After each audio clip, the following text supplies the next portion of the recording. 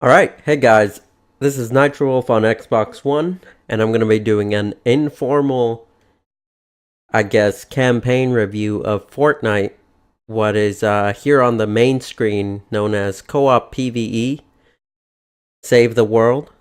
So, I'm going completely unscripted, because every time that I try to do a scripted video, I end up just not doing the video at all, because I either think the script is stupid or I end up losing steam and I just don't do the video. So here we go. I'm going to try to do one mission of Fortnite. I have been playing and I have no way of tracking how many hours I've been playing because I've been playing so much Battle Royale that all those hours are probably Battle Royale, but I've at least put in 60 hours into campaign. I mean, maybe not the most productive 60 hours, but I've put in about 60 hours, I think I can say. So, quick disclaimer, I do have this Special Forces Jonesy, and that's not something that you typically start with. That came from... Ooh, that's creepy. So, there you go. Whenever you have a llama on standby and you go to the loot tab, this llama is going to pop up, which is your reward system. And it just interrupted me. You got the goods. And fast forward through this thing. Axe, huh? And that's all she wrote. So, a lot of the rewards in this game come from, sort of like a microtransaction, like loot box sort of thing, loot llama. But you can get things in the game. You can get rewards from the missions themselves and quest rewards and stuff like that. But it is following the free-to-play model, so this is here. So what I was trying to show you guys is, so I do have the ultimate upgrade, whatever it is, the $100. I did get 2 digital codes with that, so I ended up getting my friends into campaign. And so far, I feel like it's been a worthwhile investment. It doesn't sting so bad. But it is $100. And I know most people out there aren't going to spend $100 to play campaign. So that's where the Special Forces Jonesy came from. Along with, so we go over here to the Armory tab. We have schematics, heroes, survivors, defenders, collection book, resources. There's a lot to look at here. And starting out the campaign, it can be pretty confusing. And that's another thing that I kind of didn't like about this campaign mode, is that this starting area right here, Stonewood, levels, power 1 through 19. So the power's another thing I'm going to get into. But first, Stonewood, this area, the entirety of this area is basically a tutorial. This is like your starting zone, new blit, like you just started the game. These are the missions that you're going to be doing for the first 10 hours. So typically a mission will, it'll be anywhere between 20 and 30 minutes. So you need to make it past this mission here to get to where, what I'm calling the real game, Plankerton, which is over here. Level 15 through 46 is when you start getting a little bit more diversity on the missions. You actually start being challenged to an extent. You got more monsters running different tactics at you, and you start getting these missions that are 4-player missions, like this Fight the Storm Plankerton 4 players. So that starts at a difficulty of 4 players. So if you try to go and solo that, it's not going to go well for you. Not at all. Like, we tried to do it with 2 people. That was a complete disaster. We brought in a 3rd random person, and that still didn't work out. You need... I would personally recommend 4 players that are communicating and know what they're doing, know how to funnel these guys, the zombies, because this is a zombie objective defense. So there's going to be an objective on most of these missions, and that objective needs to be defended from the hordes of zombies. So it's mostly a zombie horde defense. But you do have, you know, sort of like search and destroy missions, and you have recover the data, which essentially turns into defend the objective. You have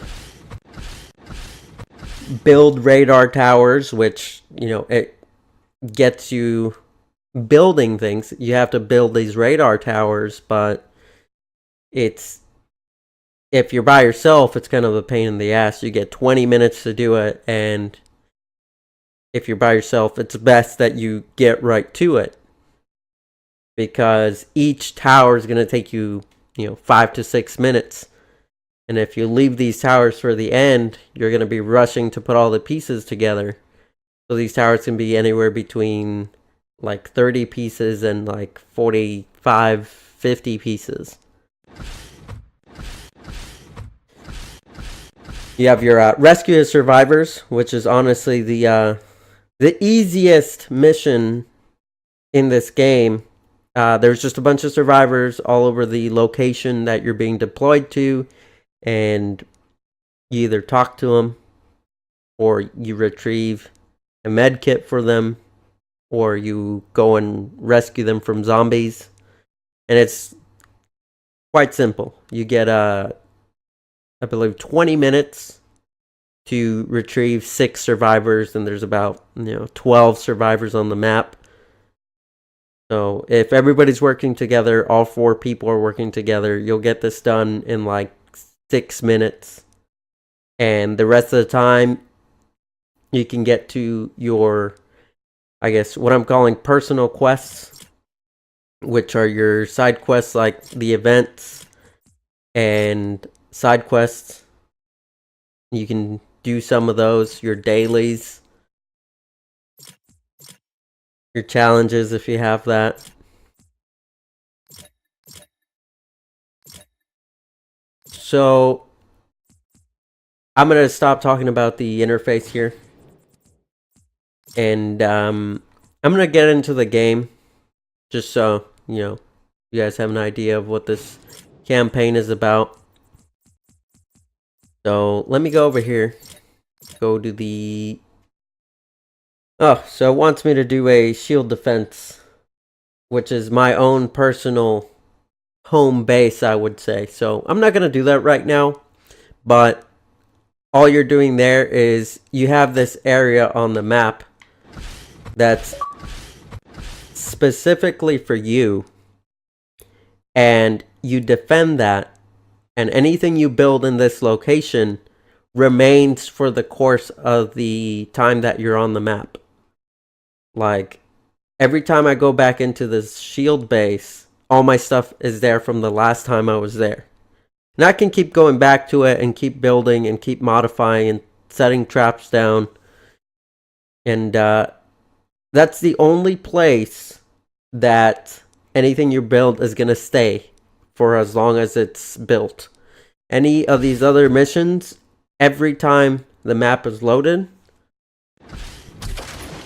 So I'm going to do a survivor mission. So every time the map is loaded, it's going to reset everything.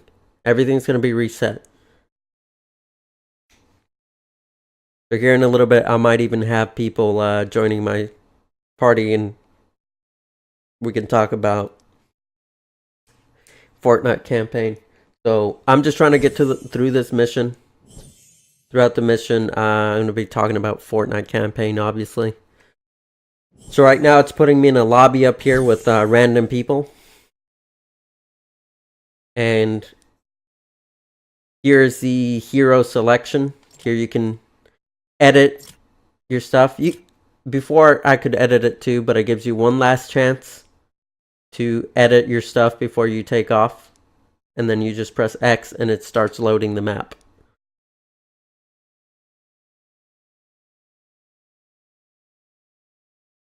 And these loading screens do take a bit. It's something that, I mean, I wish they could do better, but there's only so much you can do on the Xbox. You know, the Xbox doesn't have a solid state. You know, we're working with a, I would say, subpar processor. You know, 2011 technology, basically. So don't expect too much out of those loading screens. So that loading bar is full. It's gonna take another like 10 seconds. And the game still has plenty of issues. Plenty of issues. One big thing that annoys me every single time is that you'll load the game like this, and if somebody is loading into the map, it'll freeze the game on your screen for about a second or two, and then once they load it in, you'll keep going. So that's pretty annoying. So one of the reasons why this game, I would say, is not stream profitable is because half of the time you're just, see, there it goes. Somebody was loading into the map and crazy lag spike for no reason. So half of this game is breaking down materials, breaking down metal, concrete, well, bricks, and wood. So nobody wants to watch somebody pickaxe objects for like 10 minutes. I mean, I find it boring and mind-numbing that I went out of my way and I ended up gathering like 4,000 of each material. So right now in my vault I have like 4,000 of each material. So I'm just gonna skip that part and I'm gonna go straight to doing this mission. And we're gonna look for some survivors. So there's a survivor right there running around. And he's about to die. Throw some grenades at these guys. Hey, gosh, they're attacking me!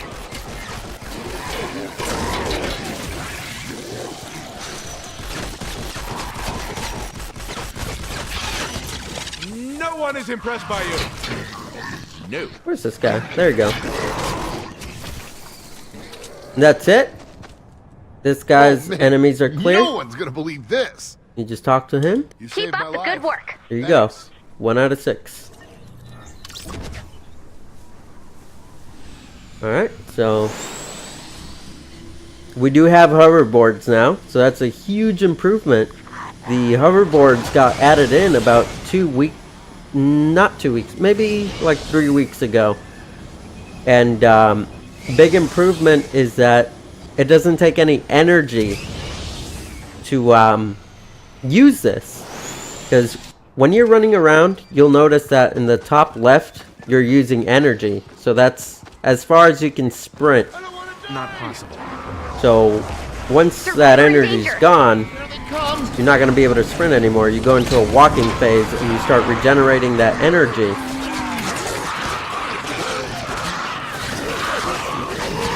Target neutralized. So you notice this guy's standing on something, waiting for you to defend him.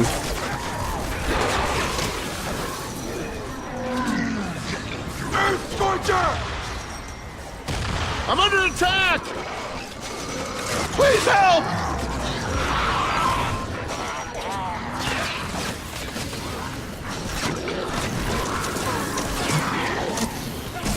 Oh my god, somebody's joining the game, aren't they? Okay. Good job, Yeah, Commander. there they are. Look at them. Top left. We need Saving more lives. people like you. So I don't know if they're working on that, but big complaint. Every time someone leaves or joins your match, just a huge lag spike. Doesn't matter what you're doing.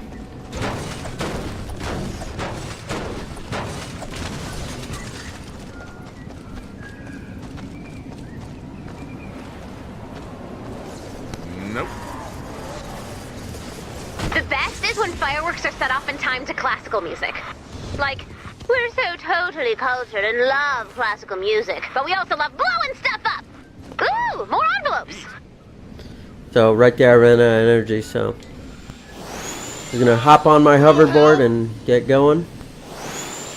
Got 2 survivors right here.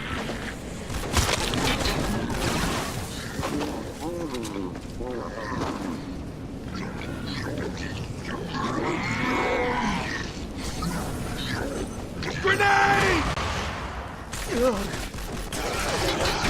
And yes, those are bees, and they do hurt.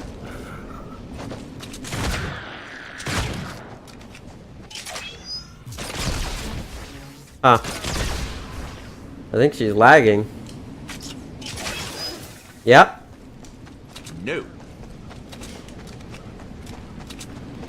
Alright, so this guy needs a med bot, and that's a little mission within itself. So you're gonna call this med bot. And this med bot is gonna ask you for blue glow. So blue glow is this object that gets dropped around the map, and you have to go find it because blue glow powers a lot of the machines in Fortnite. So I should have been grabbing that blue glow instead of just leaving it there, because you never know when you're gonna need blue glow. So the control scheme is a little bit different. You're gonna notice that just about every button is used because the heroes have abilities. Like my right bumper is a grenade, Have some shrapnel! and if I hit left and right bumper, I do a war cry, which boosts my abilities. Back off! Last chance! Shoot it, stab it, or fix it. We got trouble.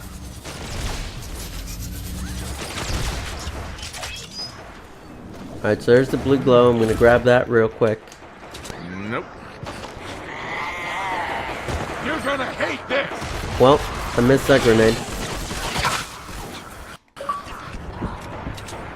Hey Paul, I'm doing a video right now about Fortnite campaign. Oh, okay. So Well, do you want me to leave the party? No, you can stay. Unscripted, just, you know, the usual. Yeah, I'm gonna do my absolute best to not get you demonetized. Demonetized. Sorry. But that seems to be the course of action for most videos. Yeah, right now my mission for this video is to finish this survivor mission. I've been talking about basically the basics of Fortnite campaign. Do your thing. Round up those envelopes. Yeah, it's very different from the multiplayer. I was just talking about that for the controls. Like, all the controls are like you can't bring over the Combat Pro controls and expect to use those, because there's no Combat Pro in campaign. Right, yeah, and that took me a little while to get used to because, you know, I mean, obviously I'd only ever played campaign or multiplayer up until about a week Could ago. use some So when I started the R&R. campaign, I was very confused on the building and all the other stuff that normally takes me a split second to figure out how to do it. Everything was slowed down, I guess, because even like the weapon switching was different for me. The building was different. There's no crouch. Check your map for the I location mean, of the obviously, medkit. you probably talked about a lot of the differences, but Yeah, definitely hadn't gotten to the crouch thing. Yeah, there's nobody to sneak to. There's nobody you're sneaking from in campaign. yeah, Well, I mean, maybe you could, if you crouched and the husks couldn't hear you.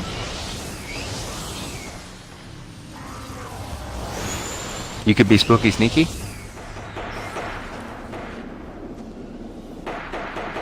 Survivor in danger.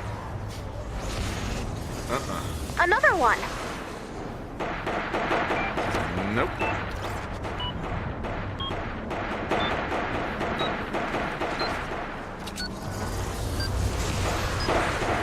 Oh my god.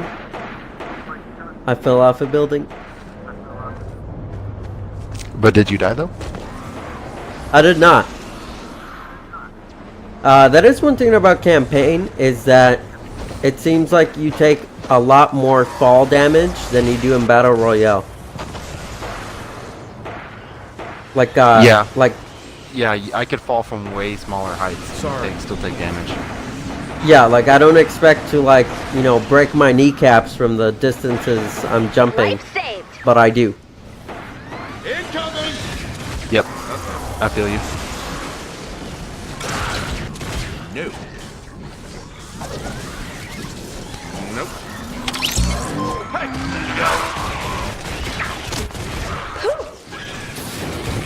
What are these guys defending? Oh, a siphon. Not possible. Have some shrapnel! Sorry.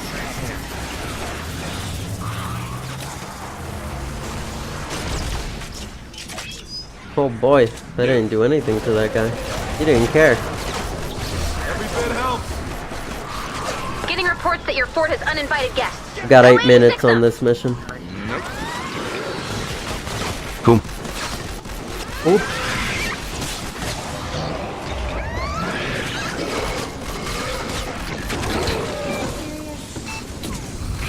I'm sorry, but I don't think the husks are that worried about a common level defender. No. So, a little bit of technical stuff, and I'm not entirely sure how Fortnite handles the campaign multiplayer, but I mean, to me, it kind of seems like it's Survivor in danger. peer-to-peer, because, you know, when I'm by myself, I don't ever lag. But if I'm with other random people, I feel like my chances are of lagging are like 60%. Yeah, that's fair. And it's not even because of me, you know, it's because I'm connecting to them, or at least I think that's what's going on. Sorry, can't.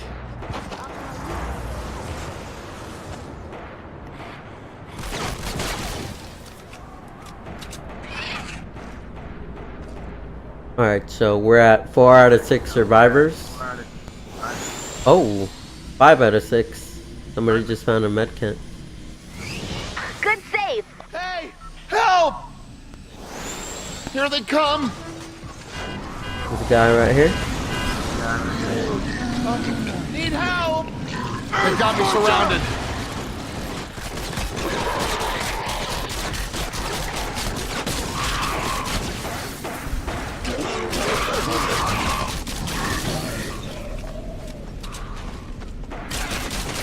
Too easy. Trouble at our fort.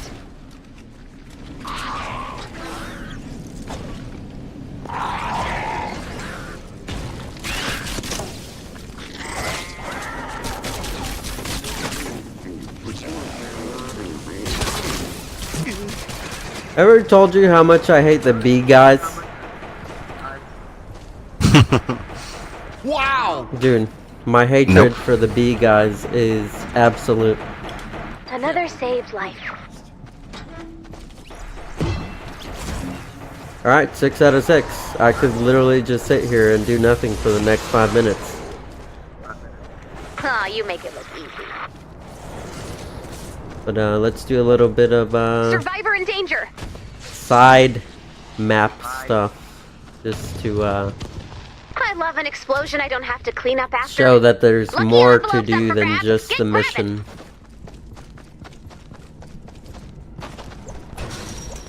Survivor in danger.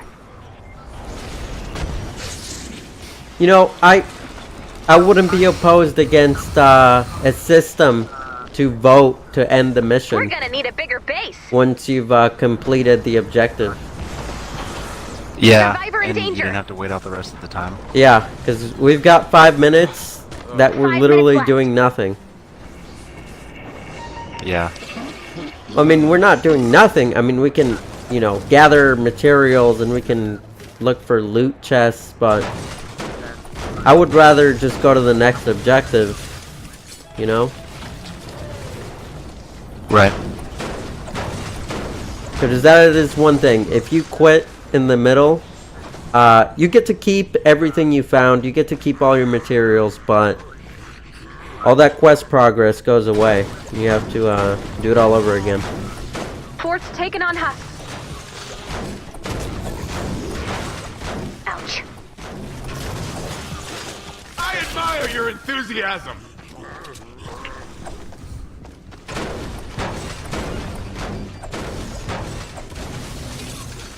Not possible.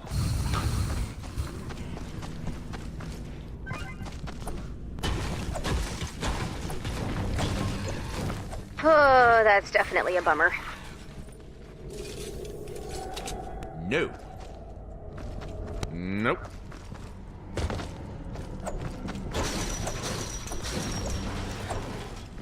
But Paul, did you know that the concept for Fortnite first came up in 2011 after Epic Games successfully closed Gears of War 3 with a party?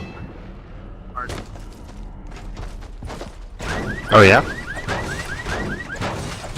That is something that I wanted to talk about during this video. Is and it is negative. I mean, I'm not saying Fortnite is Survivor a in bad danger. game, but what I am saying is that Survivor in danger. I think it's outside its popularity time frame. No. Like Fortnite, the campaign itself, like what the game used to be before Battle Royale. Not possible. That What do you mean by that? that question comes up a lot, and it gets used in a lot of arguments. All right. Is that Fortnite was given a second chance, you know, by the market because of what a lot of people are saying. Oh, the Fortnite Battle Royale is a ripoff of PUBG. We will fight on in your memory. And to an extent, I mean, they're not wrong, because I was willing to go back and look at Fortnite and reassess it, because I had given up on Fortnite. 2 minutes. The first time before I heard have to about pull you this out. game was back in 2011 when it was in concept, and I waited and waited, and now it's 7 years later, and I'm playing Fortnite. So it took a long time for us to be able to play Fortnite. And the only reason that I gave it a second chance is because of Battle Royale. More humans, fewer corpses. So before there wasn't Win-win. Battle Royale? Oh, I wasn't even going to look at this game. And part of it was because, just to me, it's like an outdated concept. Like it's still fun. It's still fun, but it was along the lines of, like, it would have done so much better along Left 4 Dead, when, you know, Left 4 Dead was at its peak, when Minecraft was at its peak, you know, because you take this game, yeah, it's fun, but, you know, State of Decay 2 comes out, and Fortnite is gonna get buried, to me. You know, Maybe. Red Dead Redemption I 2 think comes that- out. Well, the difference between Fortnite not getting buried is Sorry. that you have the player versus player ability, unlike State of Decay 2. So, yeah, State of Decay 2 will have Here it multiplayer or comes. 30 co-op. seconds left. But once people pretty much like play the game for what it is, or get close to like some semblance of beating it, Yeah. they're gonna go back to like, oh, what do we go back to? And a lot of people will probably go back to Fortnite because Nope. it is player versus player, and it's different every time you play. He has longevity. Yeah. Yeah. Replayability is it? Probably even more so than PUBG. Ooh, I don't know if you want to say that. Not in this video. I can't believe it. That was I nearly mean, everyone. sure you can say that, but I'm just saying. I mean, granted, that's with the Not possible. thought process that I've never played PUBG before. I've seen it played. But it's too slow. I mean, I guess it's for everyone's liking, but it's like you were talking about last night. It's too slow for a lot of people's liking. Like, some people don't have time to play 45-minute games. Well, just see, like that, you know, the actual time it takes, but like the style of play is just too slow for me. Yeah, and I mean, that's what I'm saying. That's why I would say the longevity of Fortnite may be longer than PUBG because of that. And there's one thing that Fortnite has is that, you know, it is cartoony, so they're not, I guess, restricted by trying to adhere to the standard of realism that people are proclaiming PUBG should maintain. Right, and yeah, I mean, I guess in a more real sense, it's a lot less threatening for a parent to walk into a room and see their 12-year-old kid playing a cartoony-looking game, even though it is a shooter. Like, even like Borderlands, you know, versus, although Borderlands has a lot more blood and guts, but like something along those lines rather than something a lot more serious looking like Call of Duty or PUBG. Battlefield 1. Legitimate or not, I mean, that's just the case. Yeah. Yeah, but yeah, that's the thing. Like that, and that's why this comes up. This whole PUBG versus Fortnite is just, it brings in two different kinds of people, and yeah, there's gonna be arguments about it, but you know, it's a game. It's a game. What? Yeah. You know, if you know the apocalypse happened tomorrow, like we're not gonna be arguing about whether if you're a PUBG or a Fortnite player. You know. Yeah, I mean, if you want to go that far back, in the grand scheme of things, it means very little. All right, so mission rewards. So at the end of the mission, I don't even know. I can't even tell you. There's some crazy math that goes on, and the game decides to give you a level 1 through 6 treasure chest, and you get to open it on the menu screen. I have no idea why they did that. I find it a little bit annoying that they do that, but you know, whatever. Yeah, I'm not sure exactly what the algorithm is for any of the rewards. Yeah, because there's games where we like go all out, and we'll only get like level 3 or 4. And then there'll be games where like, oh, that wasn't too hard, and we'll get like level 6, and I'm like, what?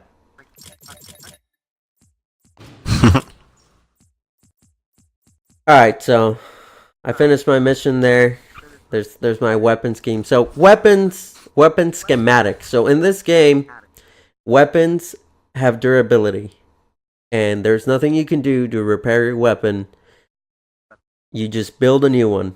And the way you build them is you either get the schematic from a loot llama, or you get the schematic from a quest reward. And the weapons themselves have a power level. So, you know, I have this little purple SMG that's a power level 15. But I could pour in a bunch of experience resources, because the weapons have their own experience they use, and make it like a level 58, like I've done with this drum roll right here. So that's another, I guess, level of depth that goes into campaign, is that there's your hero's experience level, which is over here. You got your hero's power level. You have your weapon's power level. Then you have your defender's power level. And then you have your Survivor Squad power level, which the Survivor Squad power level is what actually displays at the top left. So you see right there at the top left, I'm a power level 24, and that's because of my Survivor Squads. And as far as I've known, and as far as I've seen it, is the Survivor Squad levels are the only thing that changed that power level at the top left. Because no matter how good I make my weapons or my heroes, that thing does not go up. Okay. Am I missing anything? Skill trees. Oh my god, skill trees for days, for weeks. No, what am I saying? Months. There's skill trees for months. Because I'm on skill tree 2. And I'm only 39 out of 100.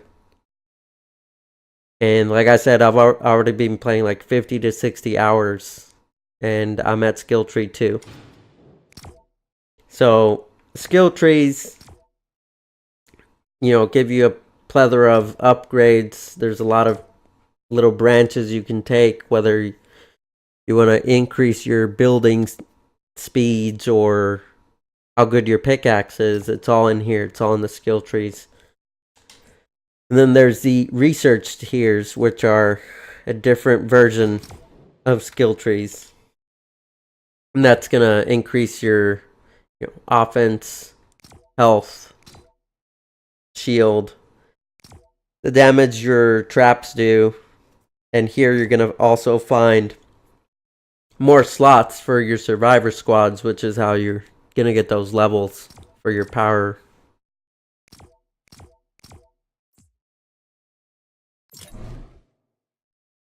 And I mean, there's also the aspect about VBucks, because I did say that in a YouTube comment, was that a lot of people play campaign for the VBucks, but I mean, in my case, I did start playing it for the VBucks, but I've now warmed up to campaign to where I'm not just playing it for the VBucks. Because I wanna see what's at the end of the tunnel. I wanna see where they're going with campaign, because at one point there was only Save the World and there was no Battle Royale. So I kinda wanna see what that promised land was for Epic Games. And I think that's all I got. Paul, do you have anything else to say about Fortnite campaign? No, I mean, I think that's kind of similar to why a lot of people would play the campaign, is because of the V-Bucks, and the V-Bucks is what it takes to buy customization, essentially, for a lot of different skins and stuff like that. And it's, from what I've learned, it's kind of difficult to accrue V-Bucks. Like I've played, I don't know, probably 10 to 15 missions in campaign, and I only have 200 V-Bucks currently. And I know there's probably different ways to get it faster than others, but yeah, V-Bucks is kind of what, it's the go around to spending a lot of money for skins and stuff. So you basically have to spend your time in campaign to get to a point where you have the V-Bucks that you want. Other than that, it's pay to win. Well, yeah, because those Battle Royale skins are very expensive. We're talking about like a gold skin, which is the V-Buck stuff gets like tiers too, like blue, purple, gold, and the gold stuff is 2,000 V-Bucks. So the way you gotta look at it is 100 V-Bucks is $1. So you got 2,000, that's $20. But there is people that go out there and spend those $20. Like Dave. Yeah, and I know a few people that, have actually, because they didn't know that they could get V-Bucks from campaign. But the campaign is actually the cheaper solution to getting V-Bucks. Because, you get a game out of it, and you make all the V-Bucks back. Like right now I have 2,500 V-Bucks sitting in my account there, and I'm just holding them. I did buy the battle pass with the V-Bucks I've earned from campaign. That is one thing I did do. So there's a plus. And I'm glad that Epic Games decided to change their mind. As much as people tell you that it's always been V-Bucks, that's not true. There was a message that did say that the battle pass was going to be a real money purchase. And by that they meant cash. But thankfully they changed their mind, and now it's going to be V-Bucks from now on. Which is great for me because it means that I don't have to go and spend more money. Yeah, pretty much.